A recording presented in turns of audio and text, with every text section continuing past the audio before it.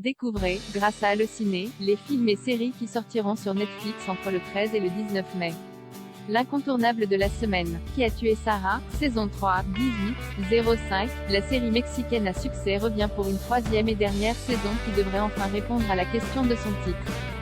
Dans cette nouvelle salle d'épisodes qui accueille le français Jean Reno au casting, les ennemis deviennent des alliés et la vérité éclate enfin, permettant à Alex de pouvoir vraiment se venger de la famille Lascano qui l'a accusé à tort du meurtre de sa sœur. Le vendredi 13 mai, la défense Lincoln, après Matthew McConaughey, c'est Manuel Garcia Rulfo qui se glisse dans la peau de Mickey Alry, un idéaliste iconoclaste qui gère son cabinet d'avocats depuis la banquette arrière de sa Lincoln. On doit cette adaptation télévisuelle des romans à succès de Michael Connelly au prolifique David E. Kelley, Ali McBeal, Big Little Lies ou la récente Anatomie d'un scandale, déjà sur Netflix.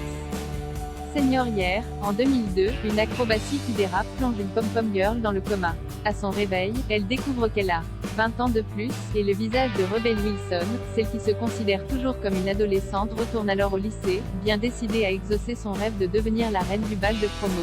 Le touche-à-tout, cette série comique turque s'intéresse à une figure de pro du cinéma érotique, qui, en revisitant sa carrière, décide de se reconvertir et tourner des films relevant d'autres genres, de la SF à l'action médiévale. Connaîtra-t-il autant de succès dans ces nouveaux genres? Neumatt, dans cette série suisse, Mitch Lewis, un consultant, hérite d'une exploitation en difficulté à la mort de son père. Il doit alors à la fois affronter son propre passé et l'avenir de sa famille.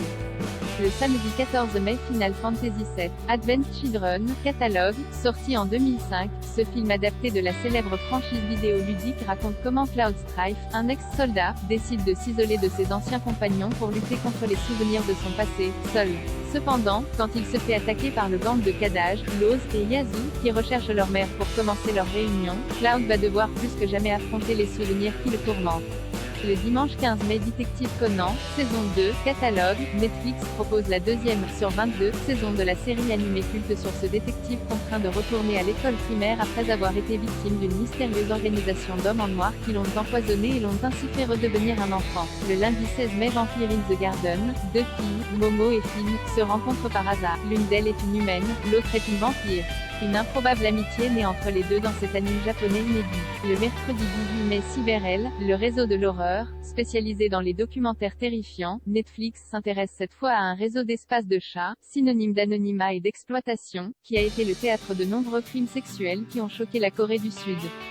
La traque de ces opérateurs nécessitera courage et ténacité. La Familia Perfecta, une comédie familiale espagnole dans laquelle Lucia, d'abord décontenancée par la famille éclectique de la petite amie de son fils, est loin d'imaginer l'impact qu'auront ces gens sur sa vie bien rangée. Toscana, lorsqu'une chef danois se rend en Toscane pour vendre la propriété de son père, sa rencontre avec une femme du coin l'incite à repenser sa vision de la vie et de l'amour.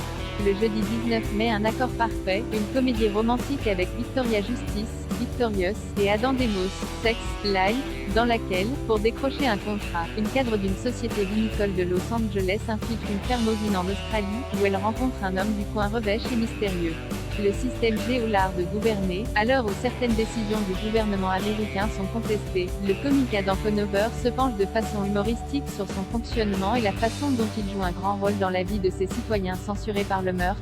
José Luis Cabezas, ce documentaire se penche sur l'assassinat du photojournaliste José Luis Cabezas, un crime qui a bouleversé l'Argentine et mis au jour un scandale politico-financier. Baby Boss, retour au berceau. Après Baby Boss, les affaires reprennent. Netflix propose une nouvelle série dans l'univers des bébés bosseurs.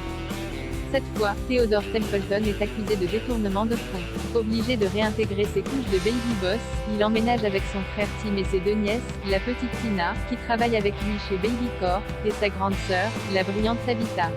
C'est déjà dispo et à accent grave, ne pas rater. Heartstopper, adaptation de la bande dessinée des Alice Oseman, cette série initiatique sur fond des histoires d'amour et d'études raconte la relation attachante entre Charlie et Nick, deux lycéens passionnés de rugby. De l'amitié à l'amour, il est Y à Kunpaz et Charlie s'éprend assez vite de Nick, même s'il pense n'avoir aucune chance.